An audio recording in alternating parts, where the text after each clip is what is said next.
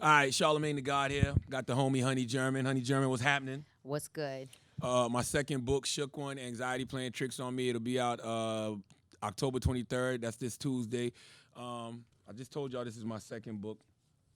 I don't know. This is a live book signing. So I guess, I don't know. What am I supposed to tell him? Why I wrote the book? I wrote the book because I like to share my experiences. And I'm going to tell you the truth. This is the truth. I hate when people say I'm going to tell you the truth and then say this is the truth because it sounds like they're about to lie. But my book agent and my publisher wanted me to write a second book, right? And I wasn't in no rush to write a second book because I don't do things for money. No matter how good the check is, like I do things that I feel like are gonna make the ecosystem a better place. Okay, Or makes something sense. I can stand behind, something I believe in, because it's a lot of work to actually sit down and put all of these thoughts in between these pages and then have to go out here and, Promote it. promote it. You know what I Yeah. mean? Talk to people about it. Like you could tell when somebody's being authentic about something and when somebody's not being authentic about something. So I was in no rush to write a second book. And I was sitting in the island of Anguilla, salute to Anguilla, all my people in Anguilla. I was sitting on the island last year around June, and I'm on vacation, and I'm sitting poolside, and I'm getting a haircut, and I'm looking at my family. It's like my daughters and my nieces and my sister and my in-laws and my wife and friends, and I had a moment of peace, like a moment of real serenity. That was like the first time I had felt anxiety free in a minute. Like there was no worries. Like everything I love and care about, I knew exactly where they were at. I didn't have no responsibilities in that moment. Just like woosah. And so I was like, yo, how can I feel like this all the time? And so I decided after I came back from vacation to start going to therapy. So that's the first time you ever made that decision that you needed to seek professional help? I had been flirting with it for a long time. I have been flirting with it for a few years, like talking to people that I know do it, overhearing people saying that they go and just striking up conversations with them about it. Because, and I'm sure it's the same with you, Honey G, because I've heard you say this, like you're the go-to person for a lot of people. You really are. So when you're the go-to person for a lot of people, who does the go-to person go to? Like, we all got mentors, we got, spiritual advisors, people that we talk to, but sometimes you just need a professional opinion on what's going on in your brain. What was like the main reason why you hadn't sought any help? Was it because you were embarrassed, you didn't want to face, the fact that you were dealing with this mental health issue?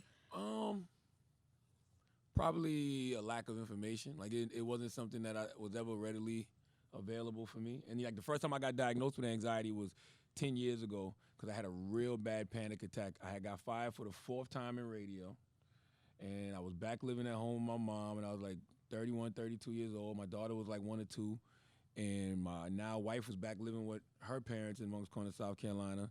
And I remember driving down I-26 on the way to Columbia from Moncks Corner and just having like this real bad panic attack. Now, mind you, I had those feelings before, Okay. but this one was like really intense, shortness of breath, chest beating all hard and crazy. I even convinced myself that my left arm was going numb. Did you know what was happening right at that moment when it was going down? No, because it was a feeling that I've had that feeling several times prior in my life. I just never knew what it was. So in that moment, I said, yo, I'm going to go to the hospital. So I decided to go to the hospital. The doctor did the EKG on my heart. I started to say UGK. Did the EGK on my heart. And, he was like, yo, you got an athlete's heart. You fine. But he was like, yo, do you suffer from anxiety? And I was like, not that I know of. And he was like, it sounded like you had a panic attack. And he was like, yo, you stressed out about anything? And I was like, hell yeah. A lot of things. Exactly. So that's when I realized, like, oh, so that thing I had been feeling prior to this moment was anxiety. I've been having panic attacks. So, the thing about anxiety is, the panic attacks, when he said to me, are you stressed? In my mind, all I had to do was get a job. You know what I'm saying? Because that's the main thing that you were stressing about? Yeah. Okay. So I thought that just being back in position would Make everything go away. But then, no, that's not what happens. You know what I'm saying? Who did you share it with? Like, who's the first person you told, like, listen, this is what I'm dealing with. I have anxiety, and I'm going to get it treated? My wife. Definitely my wife. I mean, she's been with me for 20 years. So, Okay. So she's seen it. Same day? She saw it before, not the same day, but she saw it before we knew what it was. You know what I'm saying? And you just attribute it to it being part of your personality or how you moved, or you just didn't face it? I did at one point. At one point, I thought that I thought it was based off the lifestyle I was living. You know what I'm Okay. saying? If you're in the streets and you wilding and you selling crack and you carrying guns around and you running from police and you doing dirt, you think that paranoia is supposed to come with the lifestyle. You know what I'm saying? Makes sense. Yeah, no, You totally think makes that sense. fear is supposed to come with the lifestyle, but it's when you're actually doing good in life. When you are doing everything you're supposed to be doing and you're, living the way you're supposed to be living and you got books out and you got a nationally syndicated radio show and all of this other stuff. Like life is supposed to be good and you still having those, irrational fears. That's when I was like, you know what, I gotta go get a handle on this. And that's what I did by going to therapy. Now we're gonna take some questions that your fans, your listeners are sending in. One of them wants to know, what's your favorite chapter in this book? Probably the parental paranoia chapter and the black annoyed chapter. Parental paranoia is just, the anxiety I feel as a parent. Now, when I talk anxiety, right, I feel like there's rational anxiety and there's irrational anxiety. Like as a parent, if you have kids, you're going to have rational anxiety when it comes to, just your kids growing up in this world. Like you're going to have rational anxiety when your daughter has to go off to school or something. But the irrational anxiety comes from like, listening to Angela Yee do her front page news and she reports on a story about human trafficking, and then I go on my social media and see another story about human trafficking, and then in my mind I'm like, yo, where my daughter at right now? You know what I'm saying? Yeah, Like, so you feel like the current events, all the craziness that's going on in this world actually contributes towards your parental anxiety. absolutely. I don't know what the word for it is. I guess I'm like a mental hypochondriac. Like I'm one of those people who always feels like, if I see something happen to someone, I feel like it could happen to me or mine. You know what I mean? Yeah. And see, that's why it's so dangerous, because I truly believe that your thoughts become things, right? I believe that whatever you want to happen in your life, you should constantly think about. The things that you don't want to happen, you shouldn't think about at all. So when that irrational anxiety pops in my mind, and those fears and insecurities and me thinking the worst pops in my mind, I got to push that out immediately, because I feel like if I hold on to it too long, it'll happen. Why? Because all the good stuff that I've constantly thought about and put on my vision board and held on to has happened. So I don't like to hold on to none of that negative thoughts, because I feel like it could possibly manifest in the real world. And that's the next thing I was going to ask you. How do you even get yourself out of that space once you're thinking these negative thoughts and your anxiety starts to kick in? Did your therapist give you exercises to get out of that 100%. space? I got breathing exercises I do. Like I put my feet flat on the floor, put my hands to my side, and just take like 3 deep breaths. I got prayer that I do. I got, affirmations that I read. You know what I'm saying? I got affirmations that I tell myself. Like I'll say I love, Jehovah God and his son Jesus Christ 3 times, or I'll say I love Allah 3 times, and then I'll say F Satan 3 times. Because in my mind, in the book of Job, they told Job, curse God and die. So if I curse Satan, I'll be blessed. That's the way Makes I sense. look at it. Yeah, no, definitely makes sense. So yeah, you just got to know. I think the best thing about anxiety and the best way to handle it is awareness. You know what I'm saying? If you know the source of whatever your anxiety is. That's what rational anxiety is to me. Rational anxiety is knowing the source of the anxiety, knowing exactly why you feel that way. Like when I get on the radio every day, of course I feel a little anxious. Talking to millions of people. Yeah. I know that. If I'm coming out on stage to present somebody in a award and I'm doing some public speaking, of course I'm gonna feel a little anxious. I feel a little anxious right now. But Yeah, I know you why. get little butterflies, kind of, sort of. Yeah. You're on YouTube Live. I don't even know how many people watching. You know what I'm saying? So yes, you will have.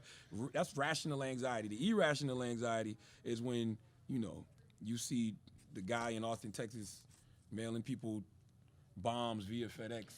Well, and you telling your wife, don't touch no packages that come to the house. You know what I'm saying? Yeah, no, I know what you're saying. So now, why do you think mental illness, such as anxiety disorder, is being pushed so much to the forefront now? Do you feel like it was something that was stigmatized and nobody really wanted to talk about, and now people such as yourself are making it more normalized to speak on? Yeah, I think people just didn't know. I just think people weren't talking about it. Because the truth be told, I didn't know anxiety was considered a mental illness. Like when the doctor told me, back in 2009, that I had a panic attack and I probably suffered from anxiety, I didn't know that was considered a mental health issue. It wasn't until I started going to therapy and talking to my therapist and talking to other people and doing research, I realized like, oh, anxiety is considered a mental health issue. It's actually the #1 mental health issue in America right now. So I didn't know that. So I was just going to be sharing my experiences with anxiety. But then once I started, going to therapy for it and realizing that I got PTSD and I got trauma from things that happened in my life and all of that falls under the mental health umbrella, then it just turned into a book about dealing with my mental health issues. And that's what made me decide to go get Dr. Ish Major. Dr. Ish Major is a medical doctor who graduated from the University of South Carolina. I always got to represent for South Carolina. So he graduated from the University of South Carolina. He specializes in, black men's mental health and just mental health issues in general. So everything I talk about experiencing in the book, which is sort of like a vent session, the way I would talk to my therapist, he comes on at the end of every chapter and gives clinical correlation. So you got me giving the experiences and you got him with the expert advice. And that's good that you put it out there, because some people might, wonder what makes you an expert in mental health and as far as like trying to coach other people. So the book was co-written with a doctor? Yeah, the doctor comes on and gives clinical correlations at the end of each chapter. Because I tell y'all all the time, I'm not an expert at anything. Yeah. All I got is some experiences. That's all I know how to do. I didn't go to college. I don't got no degrees. I'm not an expert at nothing. I just have experiences. And this book right here is just my experiences with anxiety throughout my life. And I let Dr. Ish come on at the end and give y'all the clinical correlations to everything. And the book is in the self-help section of the bookstores? I would hope so. I wanted my last book to be in the self-help section, but they put it in like the autobiography section for whatever reason. Okay, now let's take another question from your fans. Somebody wants to know, do you take any medication for your anxiety? No. No medication. Luckily, I don't. I'm not knocking nobody who does, because I have friends who, deal with really, really, really severe anxiety. I mean, so much so that they don't even like to ride on planes and stuff like that. And they was taking medication because the medication helped them.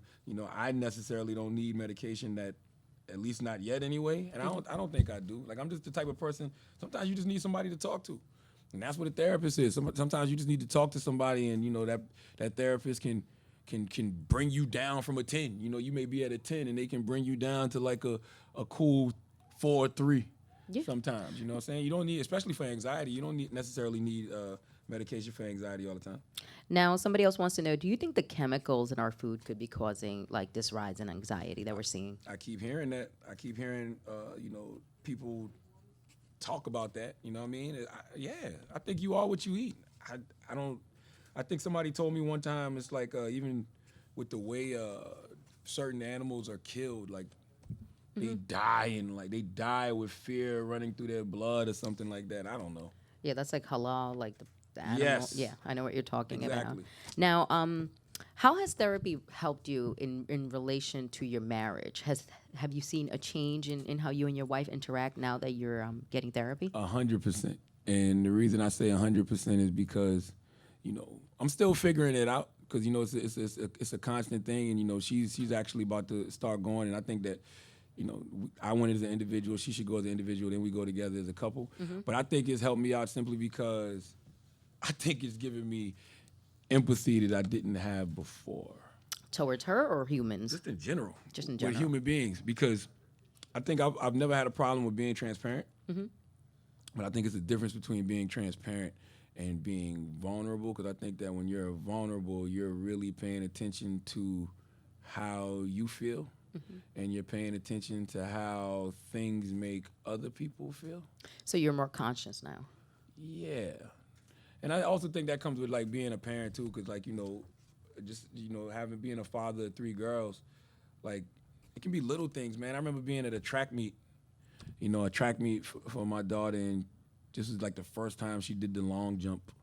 And it's like, it was practice. It wasn't even like a meet or anything. Okay. Like she was practicing the long jump. And I remember she did the long jump, and I remember just me, that was horrible. That was terrible. And she just like burst into tears. Oh, right? wow. And then like all the other parents are looking at me like, you insensitive. Like, who are you? Yeah, You know what I'm saying? And I'm like, I did not see what was wrong in that moment. You know what I mean? I'm like, what you mean? Like, and she was crying, and I'm like, oh my God. Of course, you see your daughter cry. You don't want to be the person that makes your daughter cry. So I had to just, adjust how I communicate with her and make her be better. You know what I mean? Let her know, I'm not pleased with this, and you can do better, but not totally crushing her spirit. And when track season actually came up the next year around, me having a conversation with her, just saying like, look, when I see you out here, I know you're not doing your best. I see you running around the house faster, faster than you do out here on this track meet. Plus, you're a black girl and you go to school with a lot of these white girls. You are genetically better than all of them. That's honestly the conversation. So bust their ass. And that's what she did. Bust their ass. She got to it. You know what I'm saying? So I think that's just me being aware of other people's feelings. That's what I think therapy has made me do. So yes, it does make your marriage better. It makes you a better father. It makes you a better human being because you're aware of other people's feelings. Paige, these are signed. Yeah, but these are signed. Can you get these out the way? Thank you, please. Yeah. Now, let me ask you another question. Do you feel like in our society, let's say black, brown, urban, in the hood, do you feel like we're always told as children that nothing is really wrong with us? We just don't know how to behave. Yeah, because it's a lack of information. Like, as simple as that. Like, it's a lack of information. And I will thank my father, though, because back in the day when they wanted to put me on Ritalin and all kind of other stupid stuff just because I had behavioral problems in school, he wasn't feeling that at all. He wouldn't allow them to do that. So that didn't happen. But it's just a lack of information. Like, when you're in the hood, we don't know anything about this type of stuff, anxiety, but you know what's interesting? My grandmother, God bless the dead, and I realized all of this when I started going to therapy myself and having these conversations with my mom. I come from the country, so it's just like, you hear older people be like, don't run up on me like that. My nerves bad. Yeah. 100%. And she was really on nerve pills. Whatever the hell nerve pills were. You know what I mean? Clearly it was something. Grandma was taking them. That's right. It was clearly something that was helping her keep her anxiety in check, because she was one of those people that, would be on the phone and be like, yo, I can't talk on the phone right now. Don't talk on the phone. These people listening. It was like she was selling dope or something. You know what I mean? She had some type of paranoia. Oh, my God. I should be talking about the people in the woods that's coming to get her, just stuff like that. So it's just like... Now it makes sense. Even my mom. My mom was going through a divorce with my pops. She was in therapy. I never knew that till I started going to therapy and talking to her about it. And then she started telling me about how she went to therapy when she was going through a divorce with my father. But you didn't know these things. I had no idea. So, I mean, it's just like, if I knew that at, 18, 19, however old I was when they got a divorce, if I knew that, then I probably wouldn't have had the stigma towards therapy that I had. You know what I'm saying? Yeah. I would know that therapy is not necessarily for crazy people. It don't mean something necessarily is wrong just because you go to therapy. Therapy to me is just like having a personal trainer. Like, we spend so much time on the physical, getting our bodies right, you know what I'm saying? Making sure that, we eat the right things. Everybody out here fake vegan now, gluten-free. I don't even know what the hell gluten is. We worry so much about what goes into our bodies, but we don't even have half as much of a care for how we treat our brains. I think that a lot of people, they worry about being stigmatized or labeled, and sometimes they don't want to face, the fact that they might have a mental health issue. Did at any moment you worry about how you would be labeled or how you would be seen by just coming forward and saying, I'm suffering from this? No, because people already think I'm crazy. So if they already think I'm crazy, and they already say things like Charlamagne is problematic, then yeah, I'm going to fix some of these problems. Like, I think we all can admit that we damaged people in some way, shape, or form. And if you can admit that you're damaged in some way, shape, or form, then you go out there and you do things to try to fix that damage. And I'm not doing this for no other reason than I want to. You know what I'm saying? Like, I want to realize my full potential as a human being on this planet. That's what I personally choose to do. I want to be the best version of me that I can be, because long after there's no radio, long after there's no TV, long after there's no books to write, it's still me. In your mind. In my mind. That's exactly. It. Now, another one of your listeners wants to know, why do you think the black community has such a stigma about talking on anxiety, period? For all the reasons you just said and we just said. It's just like people look at you and they think you crazy. Nobody want to be crazy. Nobody wants to be labeled as crazy. That's the last thing you want to be labeled as. If you're labeled as crazy, you want to be labeled a good crazy, not the kind of crazy that needs to be committed.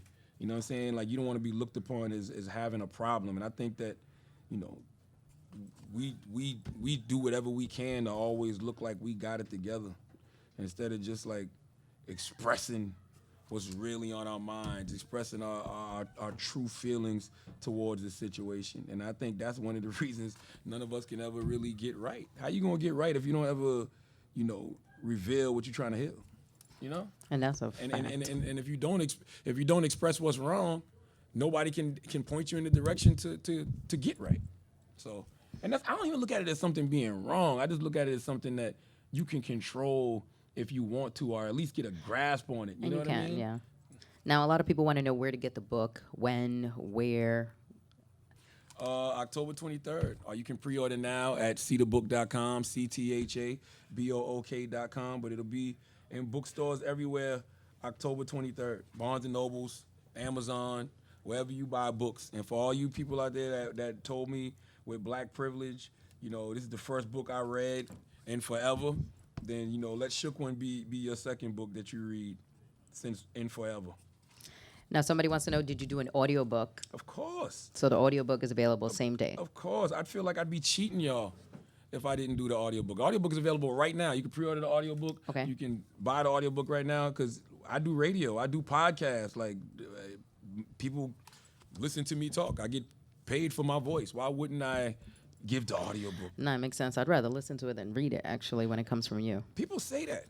I get why they would say that, though, because I'm the same way. Like, it's certain audiobooks that I never chose to listen to if it wasn't because of the person. Because of the person, yeah, definitely. Now, someone wants to know, what do you suggest for someone that's struggling financially and cannot afford to get therapy?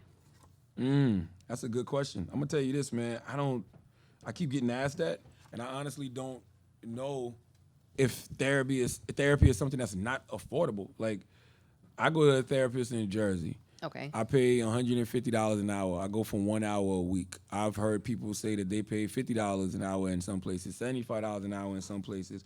So you feel like it can happen if we want to make it happen? Man. If you got money for smartphones, and you got money for Yeezys, and you got money for Fear of God clothing, and you got money for Apes to Kush, you can scrap up some money to go see a therapist, once a week, maybe once a month. I don't know. Like, I think that it's an expense that I think that's just an excuse, because it's not like, it's not the most expensive thing in the world at all. But it's good that you put it out there, because I feel like a lot of people equate therapy with richer people, Yes. and with it costing thousands of dollars. So it's dope that you put it out there that for $150 a session, you get your therapy. So maybe people who aren't as wealthy as they may seem, or they may think, can actually go get help. And that's actually another reason I started going to therapy too, because all the successful people I know, like really successful people, Okay.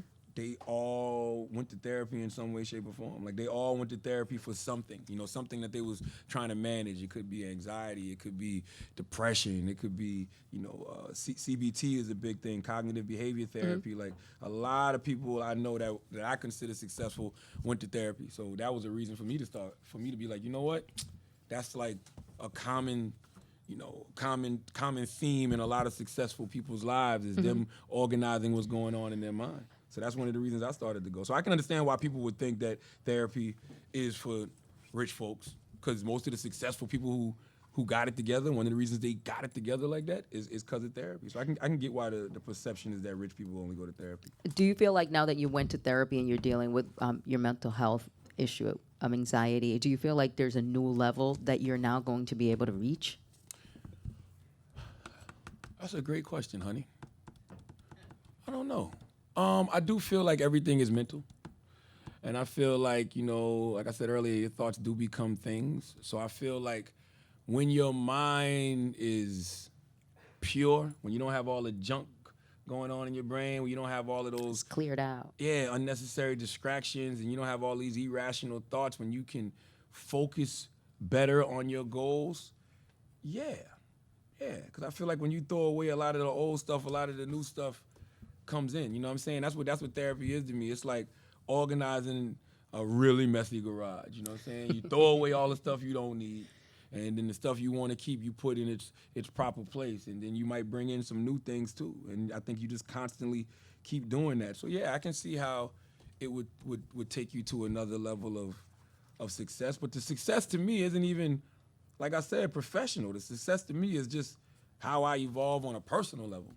You know what I mean? Like, just going out there and doing the work. It's like when you see somebody, going to the gym, and you can tell, like, oh, all right, you getting it in. You done glowed up. That's the way I look at it with therapy. You know what I'm saying? Like when as I grow and I evolve and I move forward in life, and people tell me that. Like I've had people tell me like, yo, I've really seen the growth in you. I've seen the evolution in you. Who bigs you up the most with this growth, your evolution, and your change? Who in your life gives you the most, I guess, encouragement? It's random. Like it's not one person that's, telling me X, Y, and Z. It's just, I get it from different people I get it from different people all the time, especially being that a lot of what they see has been documented. You know what I mean? Like you can go online and pull up something from me 8 years ago. You know what I'm saying? I had a whole different face. Do you see like a huge difference if we see some footage of you from 8 years ago as opposed to seeing some footage from last week? Would we be able to see like a big behavioral difference? I think so. You think so? I know so. And the reason I know so is because I can look at some of my old stuff and it makes me cringe. It makes me feel uncomfortable. So if it makes me feel uncomfortable, that lets me know that I've grown away from that.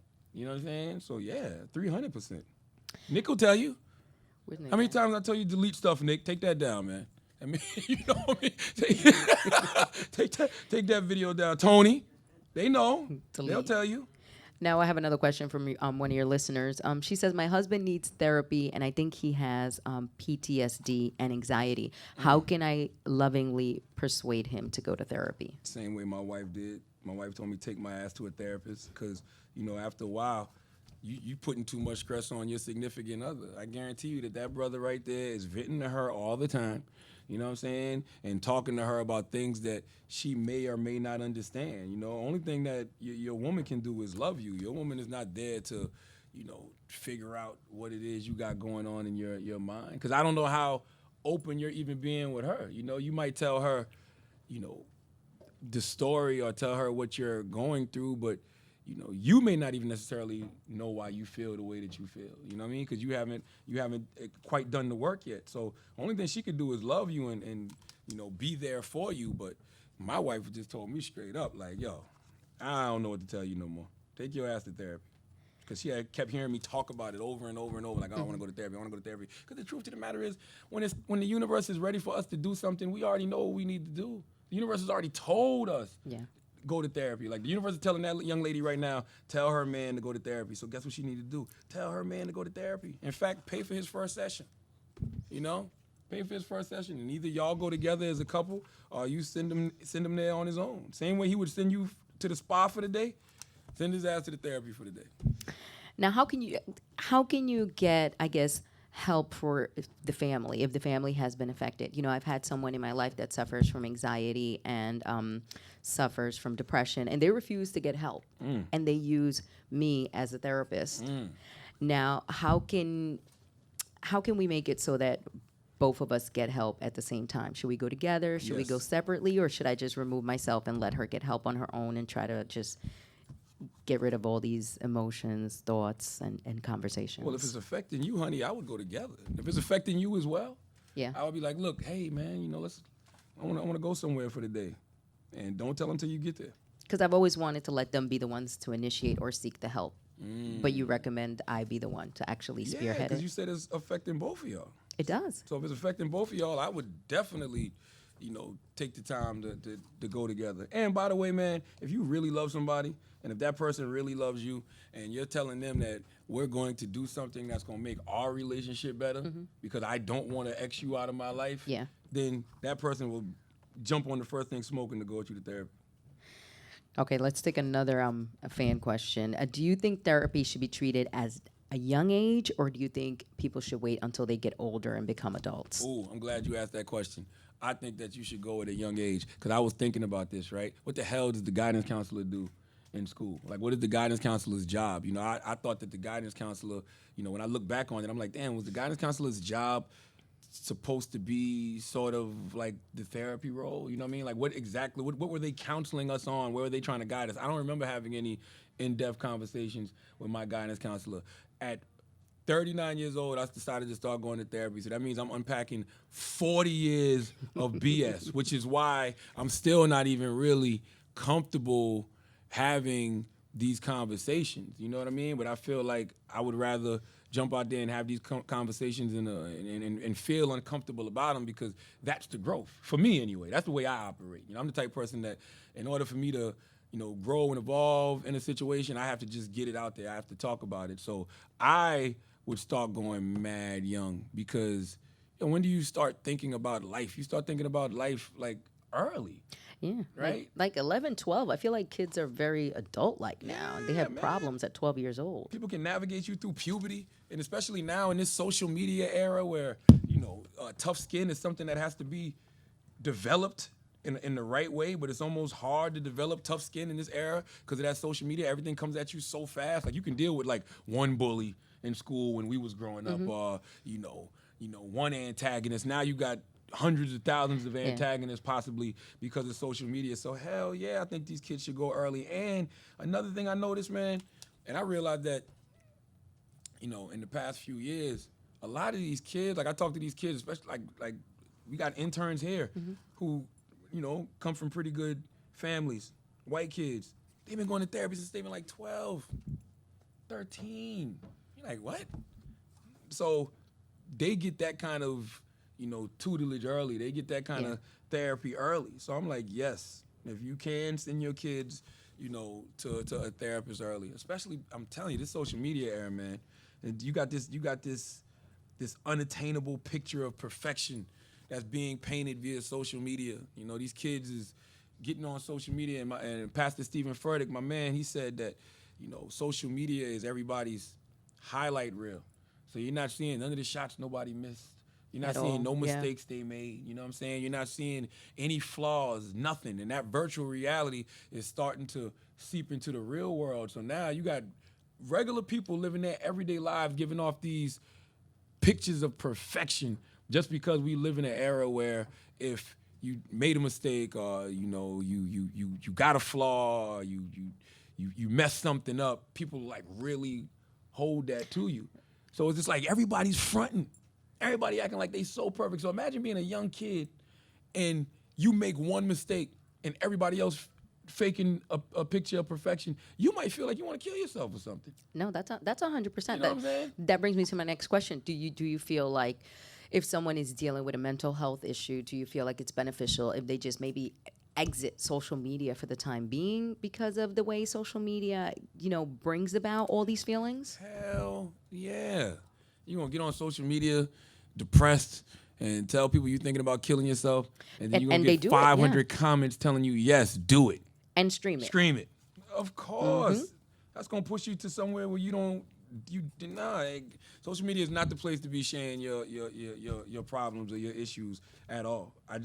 I haven't figured out a way to disconnect from social media. I don't know if it's because of what we do for a living, where we feel like we have to be connected. But it's just like, man, we're in a verbally abusive relationship with our smartphones and social media. Does social media affect you? Do you let it affect you when you read comments? Yes, it does affect me. For how long? It depends, man. You know, I'm better at it now. It was one point where I really truly didn't care, but then I didn't know if I was lying to myself when I said I didn't care. But I think that it's virtually impossible to see 100 different negative things coming at you and for it not to affect you in some way, shape, or form. Because, you know, the law of energy is that energy is never lost or destroyed. It's just merely transferred from one party to the next. So if you got all of these negative, miserable people constantly coming at you, and you opening up your phone and you reading this stuff, eventually it's gonna get you down. You know what I mean? Put it like this: if you ever gotta close your phone and then like go do something to get your spirits back up, it's because your spirits got weighed down by that smartphone. Like we're in a verbally abusive relationship with our phones, man. And you wouldn't put up with that nowhere else. Like you would not go home and let somebody scream at you, curse at you, talk to you in your kind of way. You wouldn't come to work and allow that. Never. So I don't know why we open up these devices and allow it there. And it's a daily thing. That's a sad part. Daily. Like I literally can I can tweet out, "Thank you God for blessing me with another day of life." Which and, you do every morning, and I yes. always see it. And literally somebody hit me today and said, "I can't wait till I don't see this tweet no more." Oh, wow. So it is what it is. Now, somebody wants to know, how many therapists did you have to go through until you found the perfect person that met your needs? I researched a lot of them. Sat down with one because what I was looking for, I really wanted an Asian woman. And the reason I wanted an Asian woman is because I wanted somebody who did not know my world at all on any level. So they couldn't come with pre-notions about you. No preconceived notions. I didn't want them to have like maybe the same biases that I have, the same prejudgments that I have. Like I wanted somebody who would just hear me tell my story and, you know, give me how they feel coming from a very, very neutral standpoint, very neutral place. But I couldn't find an Asian woman. So I ended up sitting down with a white woman, and she had no idea who you were about my life personally or professionally. Okay. So it was really like a blank canvas, and it's just me, you know, talking to her about certain things. And, you know, one thing I like about her the most is that she really, really listens. And the reason I know she really listens is because one time I unloaded on her and she did like this. She said, "Woo!" You drained her? You know what I'm saying? That's a real reaction. You know, it wasn't just giving me some old generic BS out of the secret. You know what I'm saying? Out of 4 agreements, just like, you know, she really took it all in and then replied to me. So I really enjoyed that. I think now I may want to be pushed a little bit more. You know what I'm saying? So I do want to talk to somebody of my skin complexion. Take therapy to the next level? Yeah, 100%. Okay. I feel you. Now, they're also asking about, you know, if there are any things that trigger your anxiety. Yeah, there's a lot of things that trigger my anxiety. That's the crazy thing. Like I told you about when Angela reported the human trafficking story. Like, you know, thinking about some type of harm being caused to my daughter. Like, yeah, that's immediate panic attack. You know, yeah, I mean all kind of stuff. It just depends. Like yesterday, I had light anxiety driving into the radio station when, you know, Envy called me and Envy like, "Yo, we got action in front of the building." I mean, we got action in front of the building. I've been attacked in front of this building 2 times. You know what I'm saying? Yeah. Yeah, it was a dude out there who was clearly mentally ill, and So that instantly triggered your anxiety. yeah, because I didn't know what, you know, and I'm like, all right, what's gonna happen when I pull What are you up? expecting? You know, even though, you know, it's a lot in place to prevent any BS from happening, it's still like, and then you know, when you get out the car and, you know, you see this person, and, you know, the person wants to talk to you, and you're like, "Yo, what's up?" And he's like, You don't remember when you ran up on me at the Amtrak? Like, man, what are you talking about? Like, so immediately, you know, that can cause you to get anxious. And even after the fact, because I think about stuff like that, that's the thing that causes me the most anxiety. The most anxiety is sitting around knowing, right? Knowing that people are plotting on you in various ways. Yeah. You know, and you just don't never know where it's going to come coming from. You Yeah. know, I actually miss the old days when, you know, somebody would just run up on you physically and try to fight you. Shoot the fair one. Because even though you have anxiety in that moment, at least you know exactly what it is. Like I said, that's rational anxiety. You know the source of it. If some guys try to jump me in front of the radio station, hit me in the back of the head, and, you know, that fear, that anxiety kicks in, I know where that's coming from. You know what I'm saying? But just knowing that people are sitting around plotting on me, yeah, that keeps you on edge. That keeps you in a constant state of anxiety. I think it'll keep anybody in a constant state of anxiety. 100%. Now,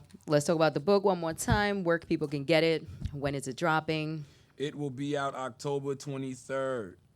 Everywhere you buy books, you can go to cetabook.com, cthabook.com, Barnes and Nobles, Amazon.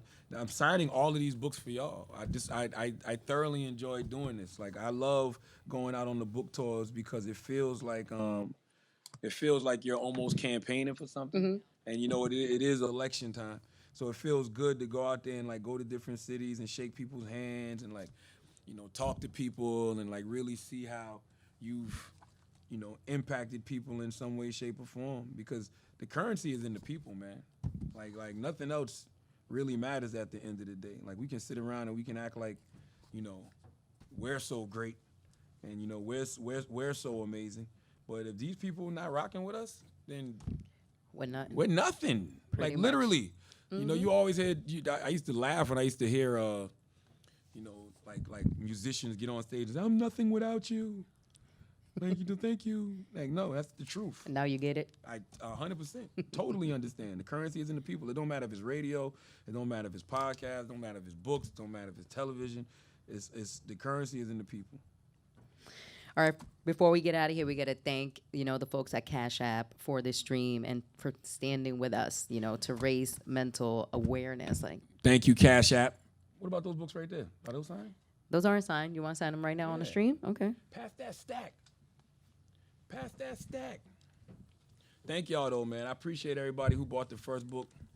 Black Privilege Opportunity Comes to Those Who Create It. People who keep asking me, like, what's the difference? And I'm a book reader, so, you know, a lot of people's second book be trash. And because a lot of the times, like, you know, like I said, these publishers will come to you and they'll be like, yo, we want you to put out a second book, and people do it for the check. So the second book be like a bunch of regurgitated stuff from the first book. So it's like, yo, this ain't nothing but a remix, man. It's a 300-page remix. Now, this book is totally different. I'm really Yes. excited about reading it because it has nothing to do with your first book, which is Nothing. super dope. But thank you so much for sitting down with us. Thanks for taking all these questions. Yes, thank you, Honey G. Thank you for having me, and thanks to everyone on the stream. Hey. Shout out Cash App.